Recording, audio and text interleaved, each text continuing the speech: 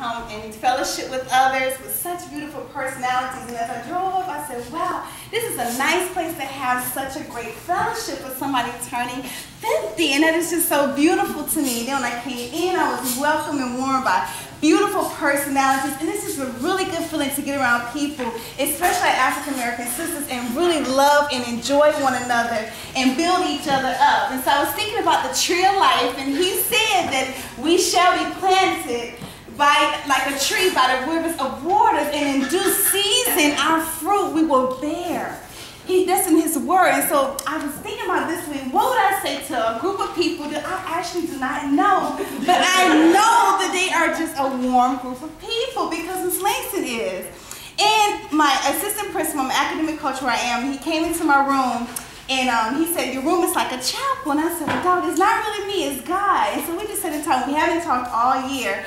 And he said, well, I want to share with you my story. And I said, oh, please tell me your story. So I'm going somewhere this weekend. I said, I've been praying to God, what should I say to a group of ladies who I know that are wonderful, celebrating somebody's birthday? What should I share? And he began to tell me his story. He said he took a leap of faith. I said, well, what leap of faith did you take? He said, I really took a leap of faith, Gretchen. I said, really? Tell me, what leap of faith did you take? He said about 2 years ago, he was in another country, and he's a deep sea diver, and he decided to jump into the lake.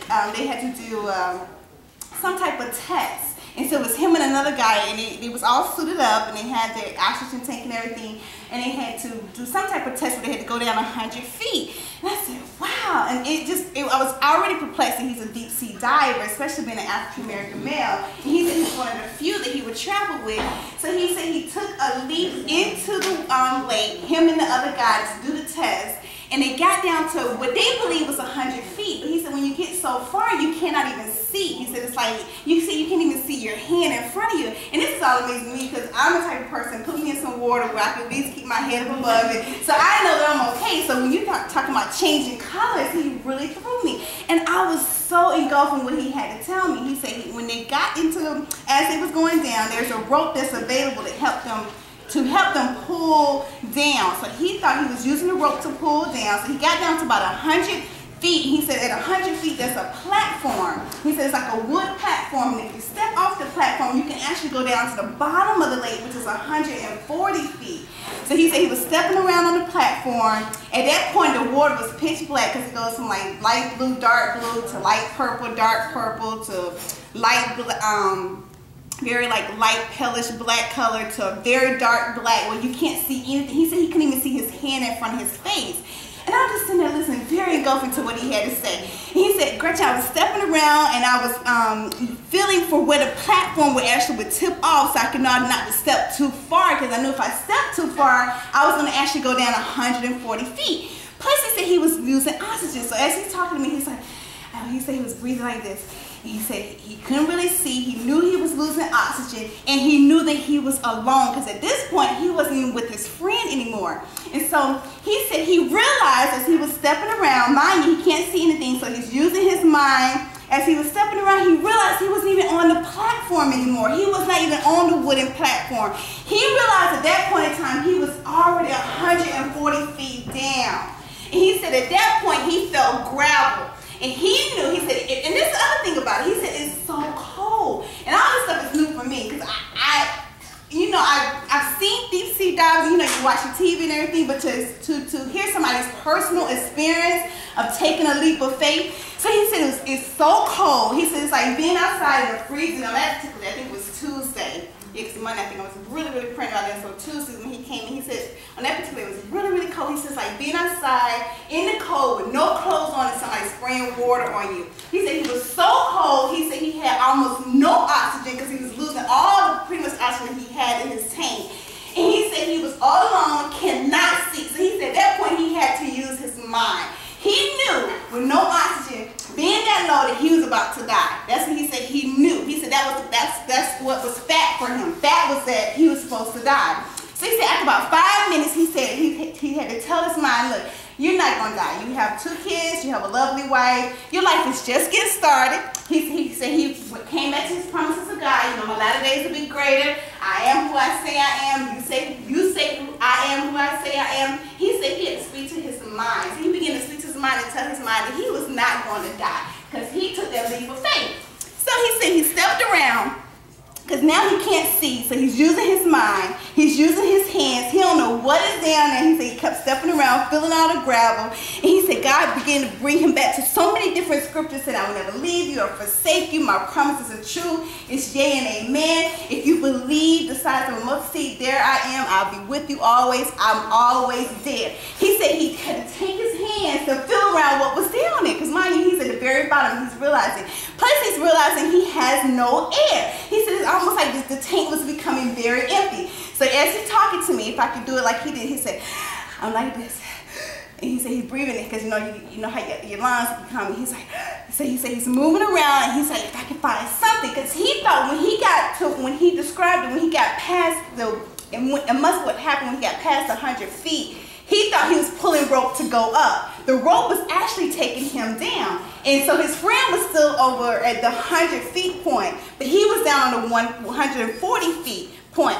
So he said he felt around, and all of a sudden, he described it on my actor board, he said he hit a wall. And he said that wall, as he hit the wall, it reminded him of so many things in his life. He said, Gretchen, I've always hit so many different walls, but once I turned those situations and started to believe that God can bring me out of those situations, things got better. So he said when he hit the wall, he said he knew he was safe instantly. He said he knew he was safe when God told him, you need to start moving. Move from the place where you are, get into a position where you can feel something with your hands so that you can be safe. Use something that you knew, that you know. So he knew I had nothing else but to use what I had. So he said he hit the wall, he touched the wall, and he realized there was a rope, a different rope on the wall. So he begins to pull on the rope. He said, Gretchen, as I was pulling on the rope, and this is 140 feet going up, he said that he can remember the changing of the waters.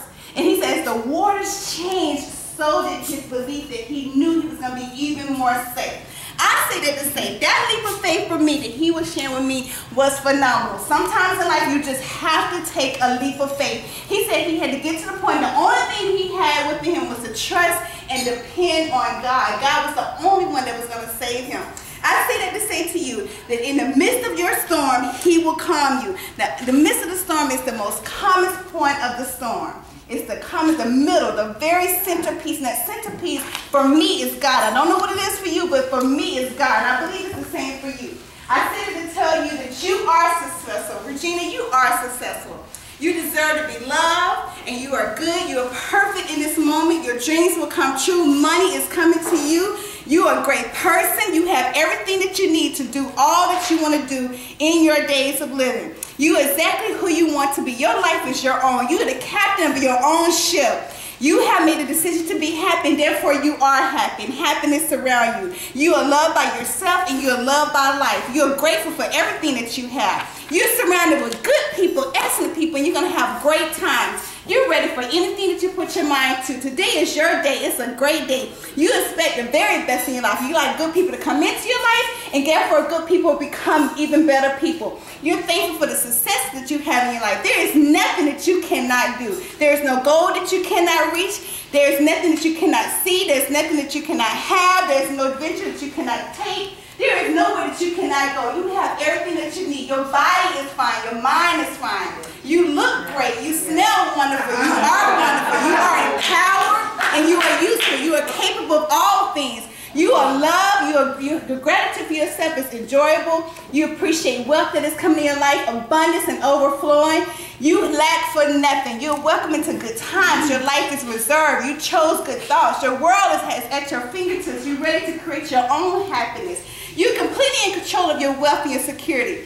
There is plenty of money that you have. The world is full of abundance and joy. Love is everywhere you go.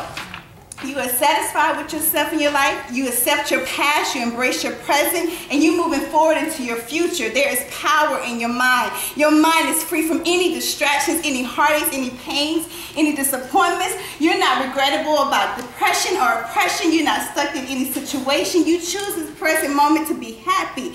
And therefore happiness follows you. You are recognized and appreciated in everything that you do. You have infinite potential at this very moment. This is the perfect day for a celebration for you. Everything is fine just the way it is. And you are loved. You can do anything. You can have anything. You choose to be a good person. You are happy. There's no good thing that is not deserving of you. You are worthy of happiness and blessings. Even if this day isn't perfect, it shall be, because it's in your mind. You have all that you need. You have the faith that you need. There's no reason to seek answers outside of yourself, because he's put it inside of you. You already have all the love that you need.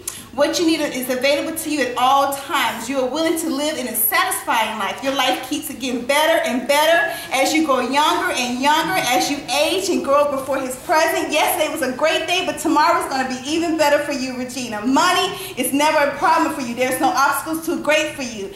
You can have anything that you put your mind to, anything that you conceive. You can achieve it. You have all that you need. Your future is even brighter than the day before. You're going somewhere. You're going to do great things. You are like a tree planted by the rivers of water. And in due season, which is your season, this is your time and your season, you shall reap if you faint not.